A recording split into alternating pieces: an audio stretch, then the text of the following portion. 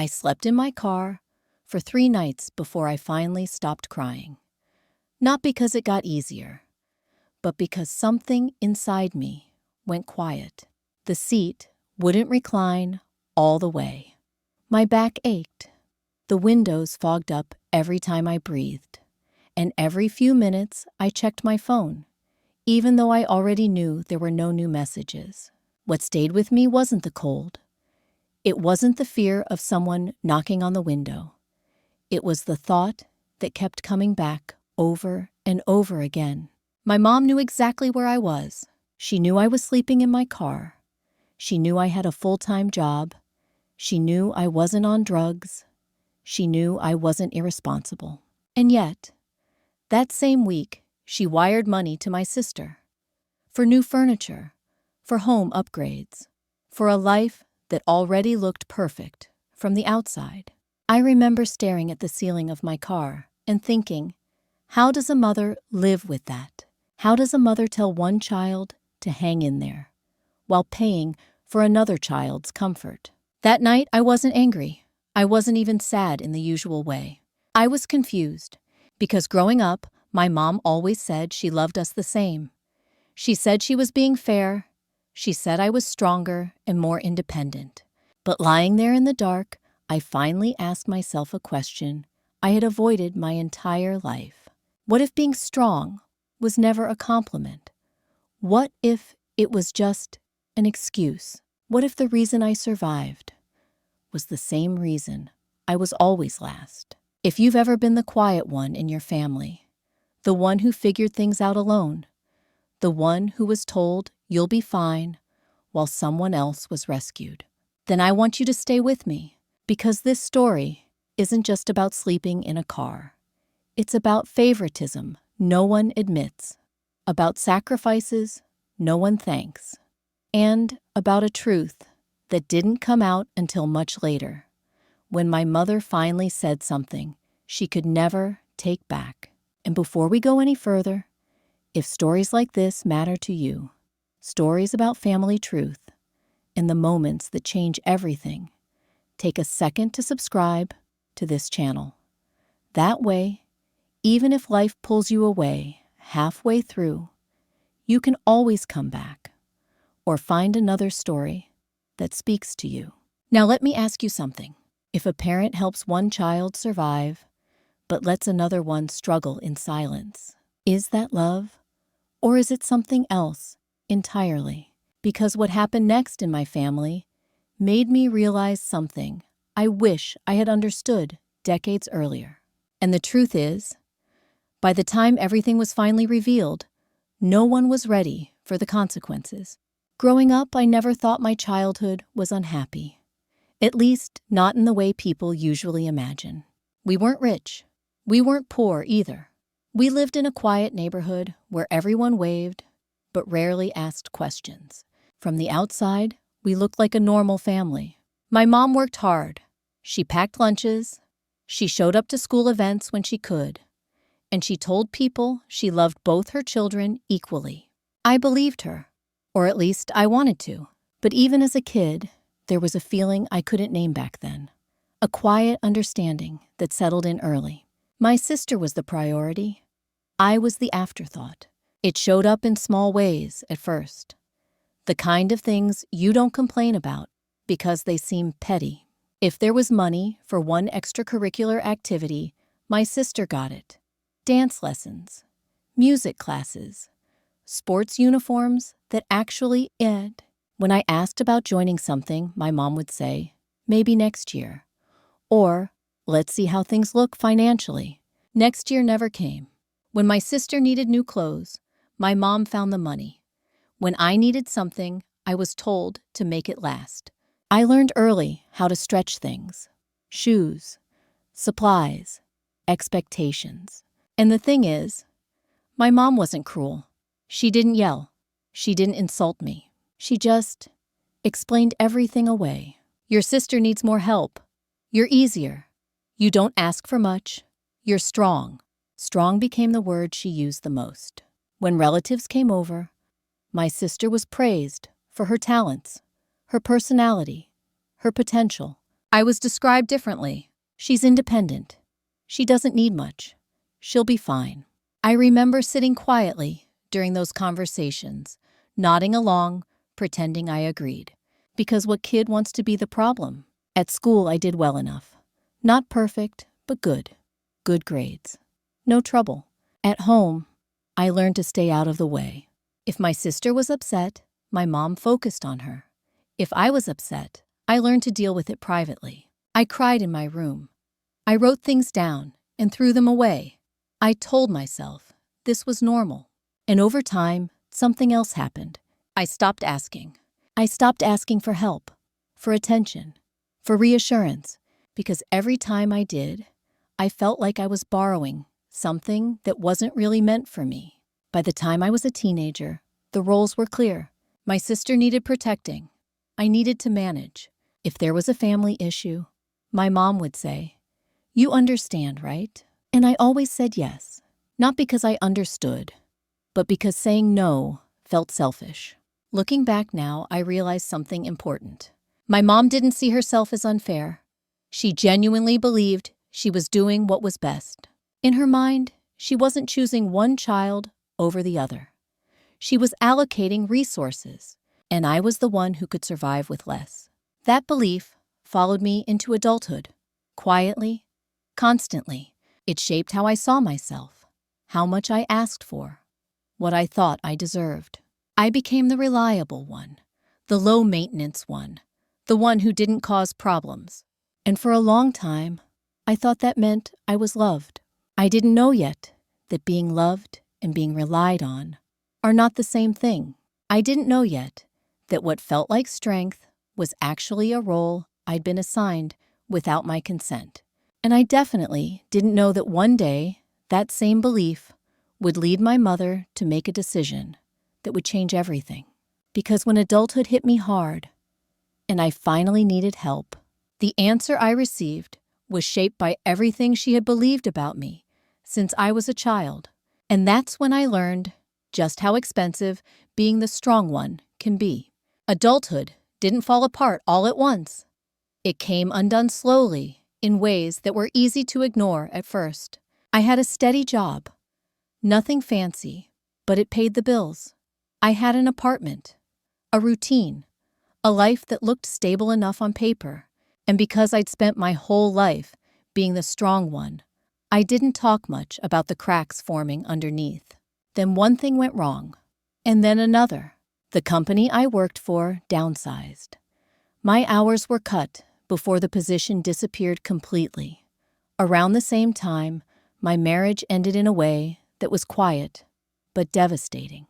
No screaming, no dramatic breakup, just the slow realization that I was carrying everything alone.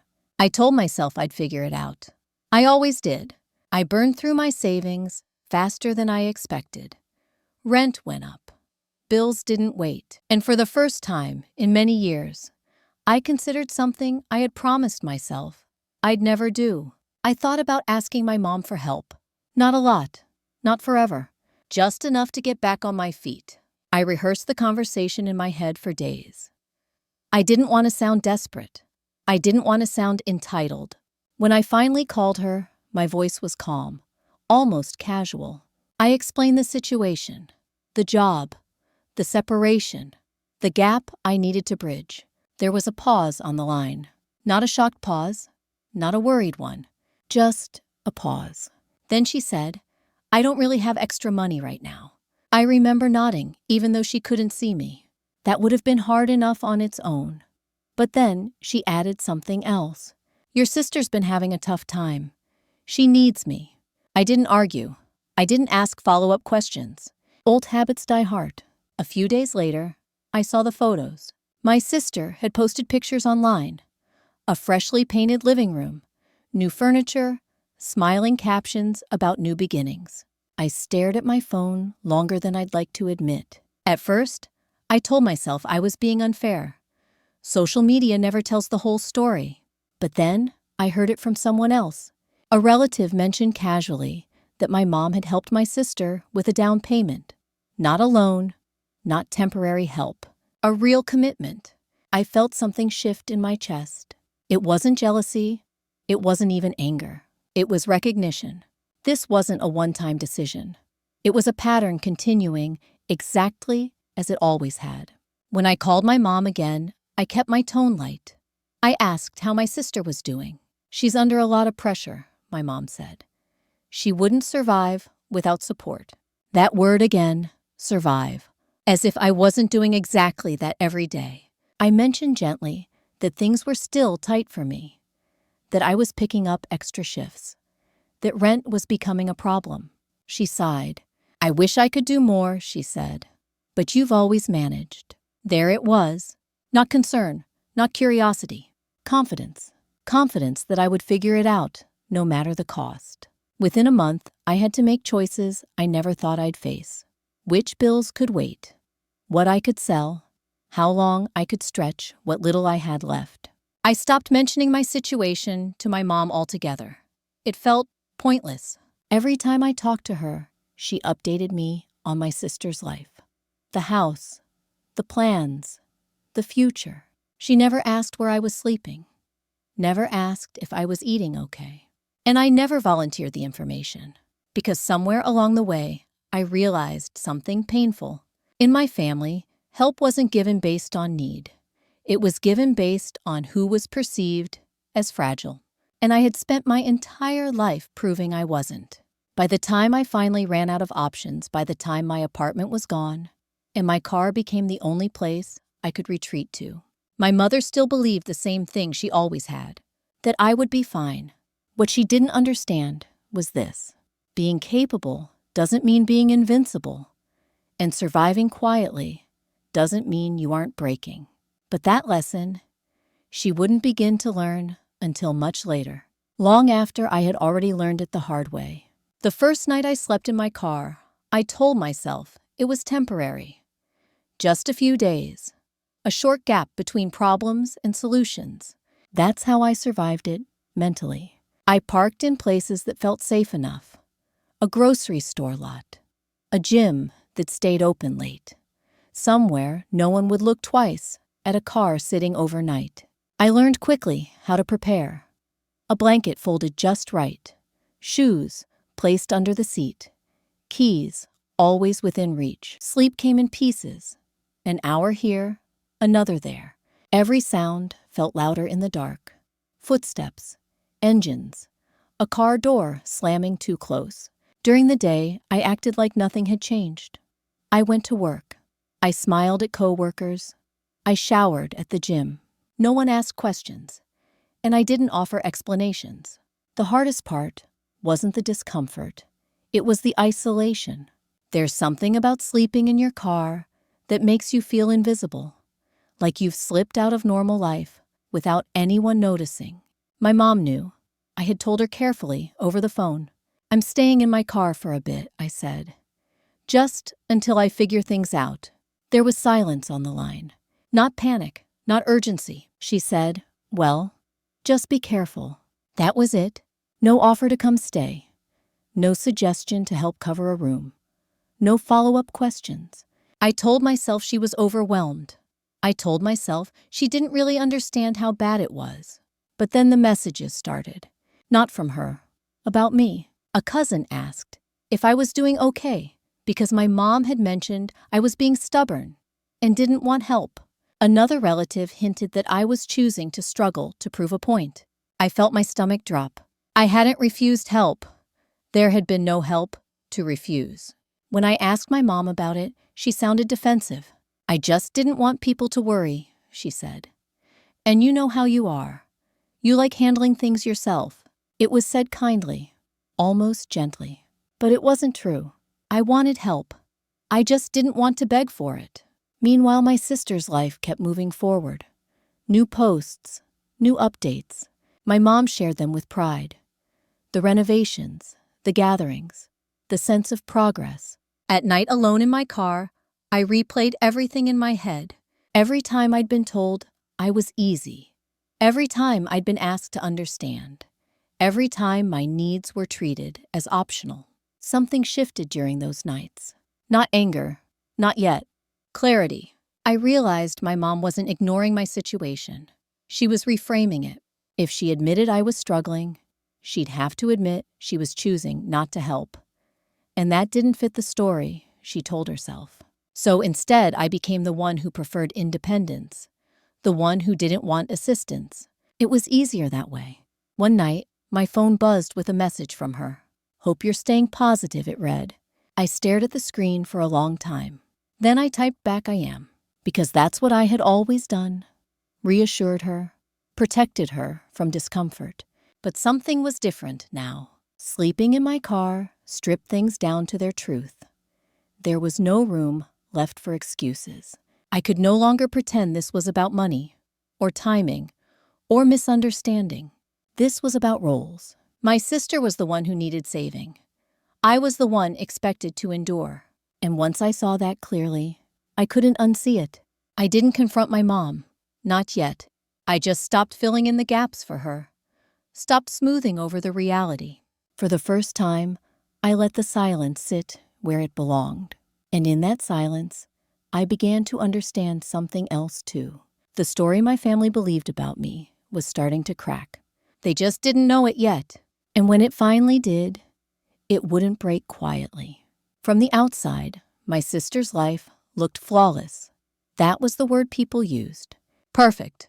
A nice house, good location, updated kitchen, photos that made everything feel warm and settled. My mom loved showing those pictures to anyone who would look.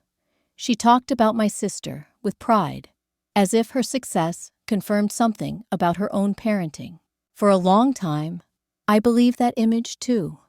I told myself my sister had simply done better than I had.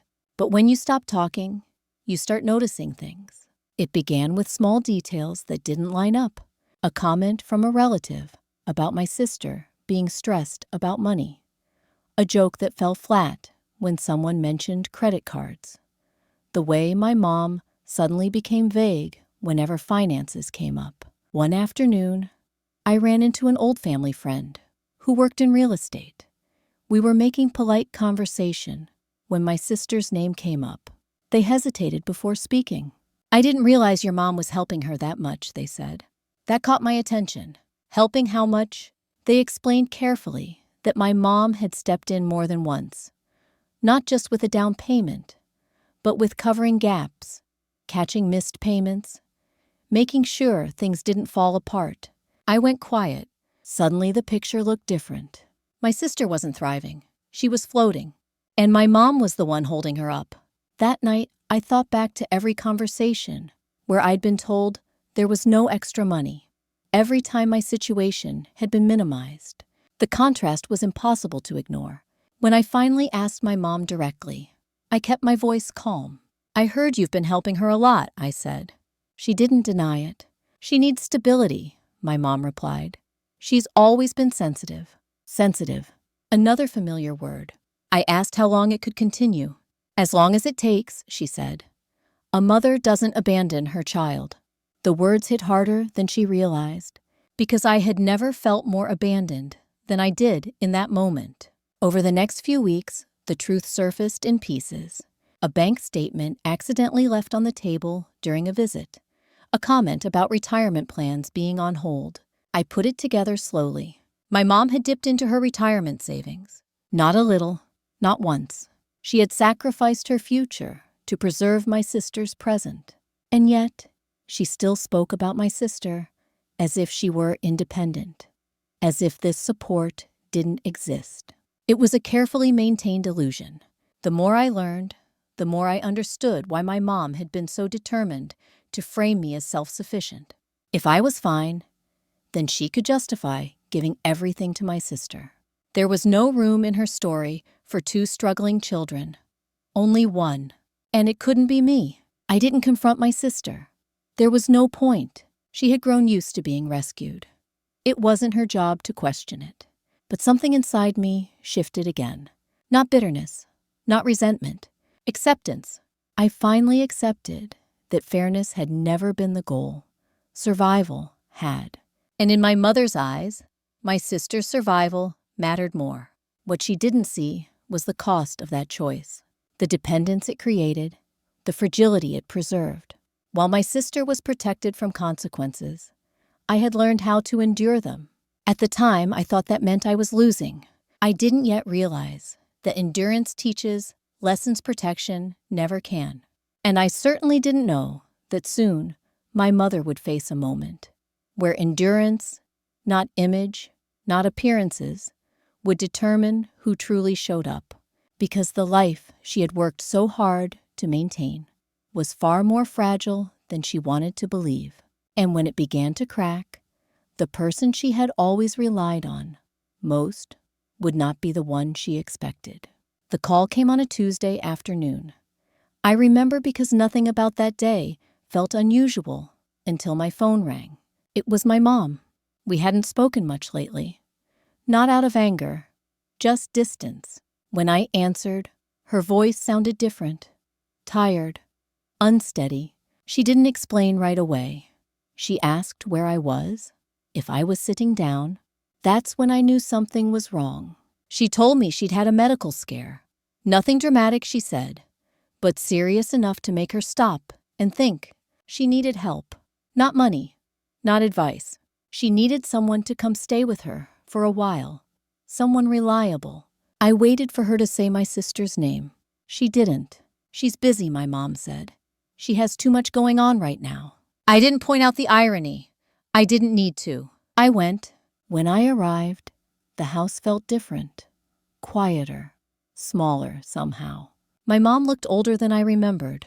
Weaker. For the first time, she wasn't in control. The first few days were awkward. We moved around each other carefully. Avoided certain topics. I cooked. I cleaned. I drove her to appointments. I did what I had always done. Managed. One evening, while we were sitting in the living room, she spoke without looking at me. I didn't think it would come to this, she said. I asked what she meant. She hesitated. I always thought your sister would be okay if I helped her enough, she said. I thought you'd be okay, no matter what. There it was, said out loud. Not cruelly, not angrily. Matter of fact. I felt something tighten in my chest. I asked her why she believed that. She sighed. You were always strong, she said. You figured things out. You didn't fall apart. I didn't raise my voice. I asked her a simple question. Did it ever occur to you that I didn't fall apart because I wasn't allowed to? She went quiet. That's when she admitted something I had never heard before. I was afraid, she said. Afraid your sister wouldn't survive failure. Afraid she'd break. She paused. I knew you would survive, even if it hurt. The words hung in the air. This was the truth I had been circling my whole life. She hadn't helped my sister because she loved her more. She helped her because she believed she was weaker. And she had neglected me because she believed I was strong enough to absorb it. I sat there processing all those years of being overlooked, all those nights of managing alone. They weren't accidents. They were decisions. I didn't explode. I didn't accuse. I told her something she didn't expect. I did survive, I said. But surviving isn't the same as being supported. Her eyes filled with tears. She admitted she didn't know how to fix what she'd done. She admitted she didn't know how to face my sister's dependence. For the first time, my mom wasn't just tired. She was afraid. And that fear wasn't about her health. It was about the realization that the child she had protected the most was the one least prepared to stand alone. And the child she had relied on to endure was the one she now needed the most. But what she didn't know yet was this. Help given out of obligation does not look the same as help given out of choice. And the decision I would make next would change our relationship forever. Not because I wanted revenge, but because I had finally learned that love without boundaries is just another form of self-erasure. I didn't respond right away. After that conversation, I needed time. Not to plan what I would say, but to decide what I would no longer accept. For most of my life, silence had been my contribution to peace. I stayed quiet, so no one else had to feel uncomfortable. I absorbed things so the family could stay intact. But sitting there, watching my mother struggle with the consequences of her choices, I understood something clearly for the first time. If I stayed silent now, nothing would ever change. So a few days later, when she was feeling stronger, I spoke. Not loudly, not emotionally, calmly. I told her I wasn't angry, because anger would have been easier to dismiss. Instead, I told her the truth. I told her what it felt like to be the child who was always expected to understand, to hear there was no money for me, and then watch it appear for someone else. I told her about sleeping in my car, about the nights I checked my phone, hoping she'd change her mind, about the shame of pretending everything was fine at work. She listened, really listened. She didn't interrupt. She didn't defend herself. When I finished, she whispered, "I didn't know it was that bad." And I said something I had never said before. "You didn't ask." The room was quiet after that. I wasn't trying to hurt her. I was trying to be honest. I told her I loved her, that I always had, but I also told her this. I couldn't continue being the safety net for a family that only noticed me when things fell apart. I would help her recover. I would be present. But I would no longer sacrifice my own stability to protect my sister from consequences.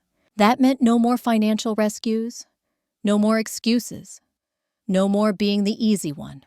She cried, not because she felt attacked, but because she finally saw the imbalance she had spent years avoiding. "I thought I was protecting you both," she said. I shook my head gently. "You were protecting one of us," I said, "and asking the other to disappear." That was the moment everything shifted. Not magically, not overnight, but something fundamental changed. My mom stopped calling me only when there was a crisis. She started asking how I was doing. My sister struggled when the support stopped. She was angry, confused, but eventually she had to face her own choices. And I did something I had never done before. I chose myself without apology. I found stable housing. Not because someone rescued me, but because I finally believed I deserved security. I rebuilt slowly, on my terms. My relationship with my mom is different now. Not perfect. More honest. She no longer calls me strong as a compliment. She knows what it cost. And I no longer confuse endurance with love. If you're listening to this and recognizing yourself in my story, I want you to hear this. Being the one who survives does not mean you should suffer in silence. And being capable does not mean you don't deserve care. Sometimes karma isn't about punishment. Sometimes it's about clarity, about seeing the truth clearly enough to stop repeating the same pattern. That was the real turning point in my story. Not the night I slept in my car, not the day my mom needed me, but the moment I finally spoke and refused to disappear just so someone else could stay comfortable. As someone who has spent years studying family dynamics, especially patterns of favoritism and emotional neglect, I want to pause the story here and speak to you directly. What you've just heard is not rare. It only feels rare because families like this rarely talk about it out loud. In many households, one child is unconsciously labeled as strong. Another is labeled as fragile. And without meaning to be cruel, parents begin to invest emotionally and financially based on those labels. The fragile child receives protection. The strong child receives expectations. Over time, the strong child learns to survive quietly. They learn not to ask, not to need, not to disrupt the family balance. And from the outside, it looks like resilience. But from the inside, it often feels like invisibility. One of the most damaging myths in family relationships is this, that love must be proven through endurance. It doesn't. Healthy love includes care, curiosity, and fairness. It allows every child to struggle without being abandoned. It allows strength to coexist with support. What makes this story powerful isn't the pain. It's the moment of clarity, because healing didn't come from confrontation or revenge. It came from boundaries, from naming the truth calmly and refusing to keep paying the emotional cost of someone else's comfort. If you recognized yourself in this story, if you were the one who was told you'll be fine while someone else was rescued, I want you to know this. You were never asking for too much. You were just asking the wrong people for too long. Sometimes karma isn't dramatic. It doesn't shout. Sometimes karma is quiet awareness, the kind that finally allows you to choose yourself without guilt. If this story resonated with you, take a moment to show your support by liking this video. It helps these stories reach the people who need them most. And if you want to hear more real, emotionally honest stories about family boundaries and healing, subscribe to this channel. That way, whenever you need a reminder that you're not alone, that what you felt was real, invalid, these stories will be here for you. Before you go, I'll leave you with one question to reflect on. What would change in your life if you stopped confusing being strong with being unsupported? Thank you for listening all the way through. And remember, clarity is not the end of the story. It's the beginning of a healthier one.